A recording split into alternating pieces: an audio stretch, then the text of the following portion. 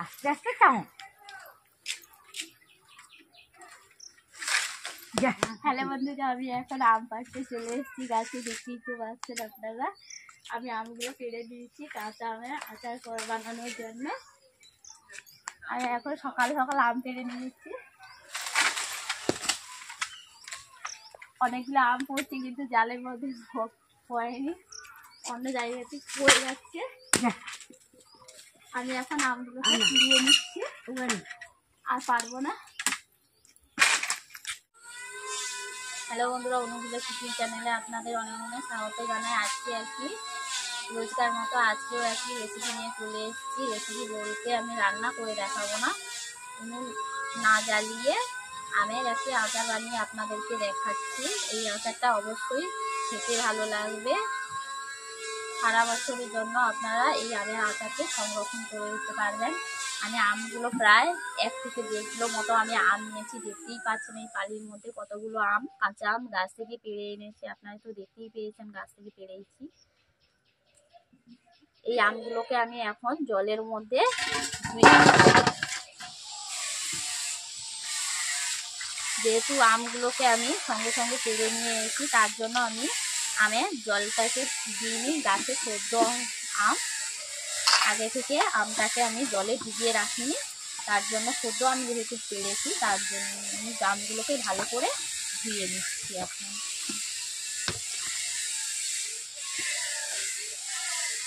আমি ধুয়ে পালির মধ্যে জলটাকে নিগড়ে নিচ্ছি।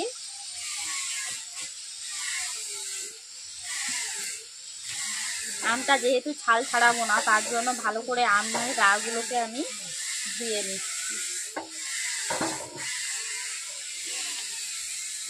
এরকম হাত দিয়ে চটকে চটকে আমি ধুয়ে নিয়েছি। বন্ধুরা দেখতেই পাচ্ছেন আমি আমগুলোকে ধুয়ে নিয়েছি। এরপর আমি জলকে এরকম নিভে যাচ্ছে, দেখতেই পাচ্ছেন পানির মধ্যে আমি ঢাকুনি দিয়ে ঢাকিয়ে নিচ্ছি। আর এই একটি গামছা নিয়েছি, পরিষ্কার একটি গামছা, ধোয়া গামছা, এগুলোকে আমগুলোকে আমি মুছে নিচ্ছি এইভাবে।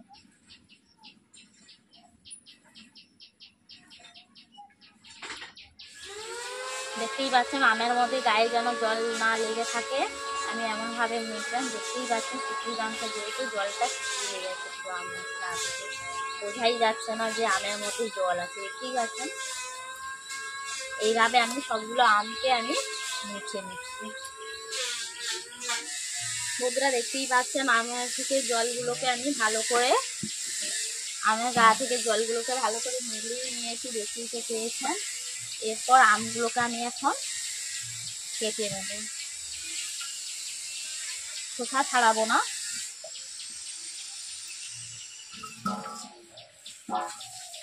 খোসা ছাড়াবো না, কিন্তু আমের মাথাটা কেটে নেব। দেখতেই পাচ্ছেন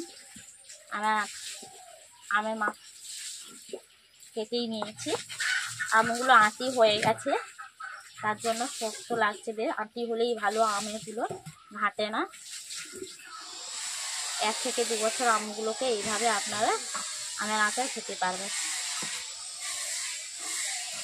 আমগুলোকে এইভাবে আমি এই সাইজে কেটে নিচ্ছি।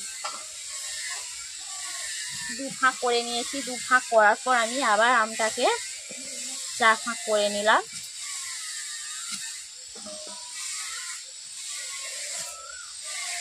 দেখতেই পাচ্ছেন আমগুলো এইভাবে এই সাইজে কেটে নিচ্ছি।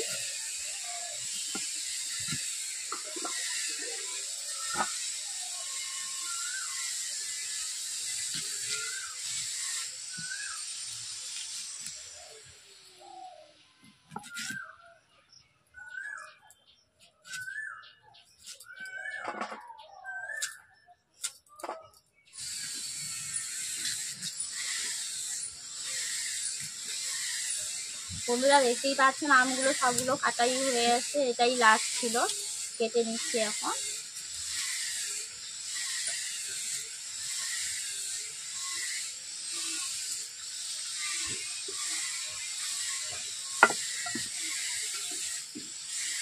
দেখতেই পাচ্ছেন আমগুলোকে আমি এরপর রোদে শুকিয়ে নেব। যেহেতু জল থেকে নিংড়ে নিয়েছি, আমি সাদা কাপড় নিয়ে নিয়েছি, ওগুলোকে ছিঁড়ে আমি রোদে শুকোতে দিয়ে দেবো প্রায় 5 থেকে 6 ঘন্টা পর্যন্ত। সকাল সকাল যেহেতু আমগুলো কেটে নিচ্ছি এখন, তার জন্য আমি 5 থেকে 6 ঘন্টা মতো ভালো করে রোদে আমগুলো শুকিয়ে নেব। বন্ধুরা দেখতেই পাচ্ছেন আমি আমগুলোকে রোদে শুকোতে দেবো, তার জন্য আমি একটি জায়গা নিয়ে নিয়েছি, ওটার মধ্যেই আমি মিশিয়ে নিয়েছি ভালো করে আমগুলোকে। এরপর আমি মিলে দিচ্ছি শুকোতে। আমগুলো আমি এইভাবে অ্যাডজাস্ট করে দিয়ে দিচ্ছি ফাঁকা মাখা করে, একটা গায়ে একটা যেন না লেগে যায়। এইভাবে আমি ফাঁকা করে এরকম উল্টে পাল্টে আমি রোদে শুকিয়ে দিচ্ছি। তোমরা দেখতেই পাচ্ছেন এইভাবে আমি 5 থেকে 6 ঘন্টা আমি রোদে শুকিয়ে নেবো। এইরকম সাইডে আমি গুছিয়ে নিয়েছি, বুঝতে পারছেন।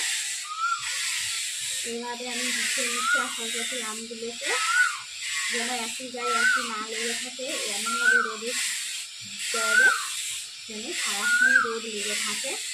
5 থেকে 6 ঘন্টা আমি রোদে শুকোতে দিয়েছি। এর মাঝে একবার আমি উল্টিয়ে দেবো আমগুলোকে। এভাবে আমি আমগুলোকে গুছিয়ে নিয়েছি, 5 থেকে 6 ঘন্টা আমি রোদে শুকোতে দিয়েছি। এর মাঝে রেখে একবার আমি আমগুলোকে এইভাবে উল্টিয়ে নিই। এখন এইভাবে আমি গুছিয়ে রেখেছি। বন্ধুরা দেখতেই পাচ্ছেন কেমনভাবে আমগুলো রোদ থেকে আমি তুলে নিয়ে চলে এসেছি, কেমনভাবে আমগুলো শুকিয়ে গেছে দেখতেই তো পাচ্ছেন। উল্টে পাল্টে আমি রোদে শুকনো করে নিয়েছি আমগুলোকে, একদমই আমগুলো শুকনোই হয়ে গেছে। দেখতেই পাচ্ছেন আমের ছাল দেখে। এইভাবে আমগুলোকে আমি শুকনো করে নিয়েছি। আমের আচার বানানোর জন্য, মশলা আচার বানানোর জন্য আমি কি কি মশলা নিয়েছি আপনারা তা দেখতেই থাকুন। নিয়েছি 2 রকমের সর্ষে, কালো সর্ষে, সাদা সর্ষে, দেখতেই তো পাচ্ছেন।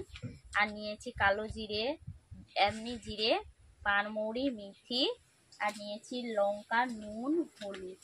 এইসব দিয়ে আজকে আমি আচার বানাবো। আপনারা দেখতেই থাকুন আমি কেমনভাবে মশলাটা তৈরি করে নিচ্ছি। আগে আমি রোদে দিয়েছিলাম, ওগুলোকে মুচমুচে করে নিয়েছি। বাড়লেই বুঝতে পেরে যাবেন আমি কড়াইতে কোনো মশলা গরম করিনি, রোদেই গরম করে নিয়েছি ওগুলোকে। আমি ওগুলো এখন শিলনোড়া দিয়ে বেটে নেব। প্রথমে আমি মিথি নিয়েছি, মিথিগুলোকে আমি গুঁড়ো করে নিয়েছি। সম্পূর্ণভাবে আমি গুঁড়ো করব না, একদম মিহিভাবে গুঁড়ো করবো না, আধো আধো করে গুঁড়ো করে নেব। মিথিটা দেওয়ার কারণ আচারটা গন্ধে যাবে না, তার জন্য আচারটা 2 বছর খানিক থেকে যাবে এই কাঁচা আমের আচারটা, তার জন্য আমি মিথিটা ব্যবহার করলাম। গন্ধ না হওয়ার জন্য আমি মিথিটাকে ব্যবহার করছি এখানে। বন্ধুরা দেখতেই পাচ্ছেন আমি প্রথমে মিথিগুলোকে গুঁড়ো করে নিয়েছি। এরপর আমি জিরে ব্যবহার করছি, জিরা টেবিল চামচে 2 চামচ আমি নিয়ে নিয়েছি, ওগুলোকে আমি আধো আধো করে গুঁড়ো করে নিচ্ছি। এরপর আমি পানমৌরি গুঁড়ো করে নিচ্ছি। এরপর আমি 2 রকমের সর্ষে দিয়ে দেবো। সর্ষেটা যত বেশি হবে তত আচারটা খেতে কিন্তু খুবই সুন্দর লাগবে, তার জন্য আমি বেশি পরিমাণে সর্ষে দিচ্ছি এখন।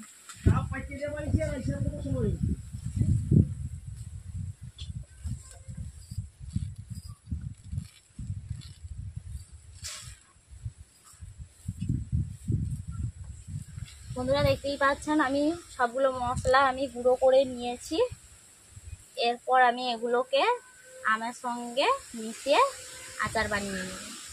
আপনারা দেখতেই থাকুন। বন্ধুরা আমি গামলাতে ভরে নিচ্ছি আচার বানানোর জন্য আমগুলোকে,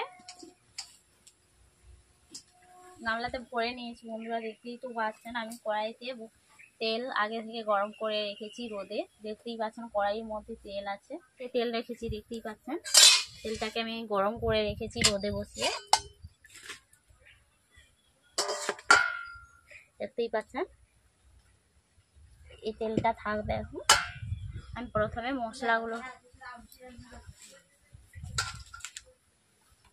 মশলাগুলো দিয়ে দিচ্ছি এক করে। কি কি মশলা দিয়েছি আপনারা তো দেখে দেখিয়ে দিয়েছি আগে থেকে। এরপর দিয়ে দিচ্ছি কালো জিরে,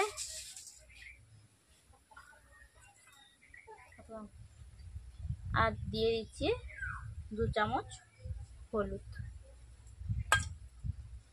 যেহেতু টক ঝাল আচার বানাবো, তার জন্য আমি স্বাদ মতো নুন দিয়ে দিচ্ছি। আমগুলো বেশ টক আছে, তার জন্য একটু বেশি করে নুন দিচ্ছি।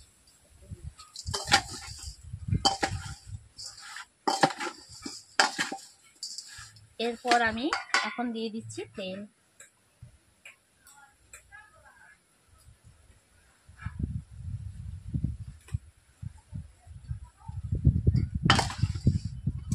যেহেতু রোদেতে তেল দিয়েছিলাম, গরম হয়ে গেছে, ওগুলো দেখতেই পাচ্ছেন।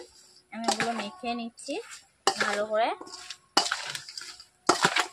দেখতেই পাচ্ছেন আচার বানানোর জন্য পুরো প্রাকৃতিক মশলা দিয়েই আমি ব্যবহার করেছি, পুরো ন্যাচারাল বাড়ি যেসব উপকরণ আছে আপনাদেরকে তো দেখিয়েছি, কোনো কেমিক্যালি মেশাইনি। ও আচারটা বানানোর জন্য আমি যেহেতু কিছু কিছু উপকরণ আমাকে দোকান থেকে কিনে এনেতে হয়েছে, কিন্তু আমি কোনো কালার করার জন্য, আচারে কালার করার জন্য আমি কোনো কালার ব্যবহার করিনি। এমনি সেই কালার চলে এসছে, দেখতেই পাচ্ছেন।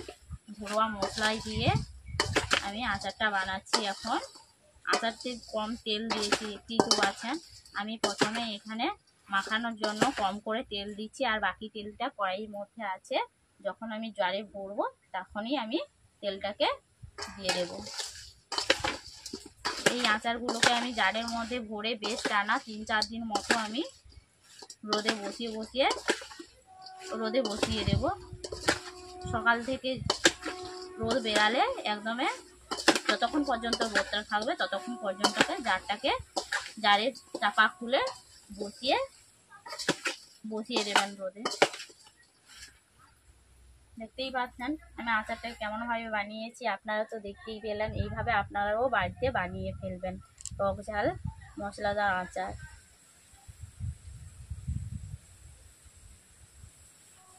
এরপর আমি এক এক করে জারে ভরে দিচ্ছি, দেখতেই পাচ্ছেন। হাত দেবো না, খুঁটি বা চামচের সাহায্যে আমগুলোকে জারের মধ্যে ভরে দেবে। হাত দিয়ে নাড়ানাড়ি করবেন না।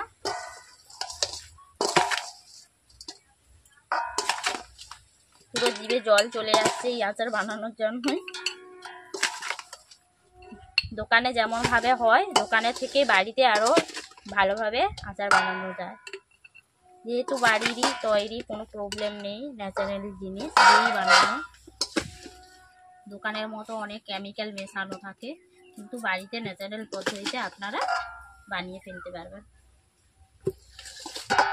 আমি বেশি পরিমাণে সর্ষে দিয়েছি, কারণ সর্ষেটা কাসুন্দি হিসেবে ব্যবহার করা হয়, ওতে সর্ষের পরিমাণটা একটু বেশি দিয়ে দিয়েছি। বন্ধুরা দেখতেই পাচ্ছেন আমি জারের মধ্যে ভরে নিয়েছি, একটা কাঁচের বয়াম নিয়েছি, বয়ামটাকে দিয়ে আমি ভরে নিয়েছি পরিষ্কার বয়াম, যাতে কাঁচের জিনিসই ব্যবহার করছি, কোনো প্লাস্টিক জিনিস নয়। যেহেতু 1 বছর মতো আমের আচারটা বানিয়েছি, তার জন্য কাঁচের পাত্র আমি ব্যবহার করেছি। ওটার মধ্যে আমি তেল দিয়ে দিচ্ছি। এখন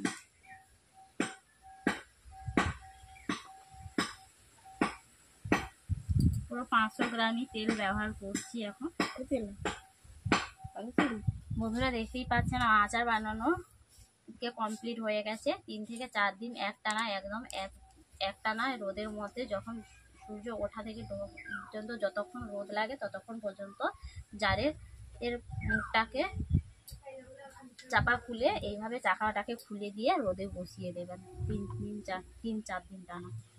দেখবেন আচারটা সারা বছর সংরক্ষিত হবে থাকবে। যদি আপনাদের কম হয়ে থাকে তাহলে এইভাবে রোদে বসিয়ে বাটিতে তেল দিয়ে দেবেন রোদের মধ্যে দিয়ে, রোদের তেলটা গরম হয়ে গেলে ঠান্ডা হয়ে জারের মধ্যে ভরবেন। গরম তেলটা জারের মধ্যে দেবেন না, কারণ গরম তেল দিলে এই আচারটা গন্ধ ভাব উঠে যেতে পারে।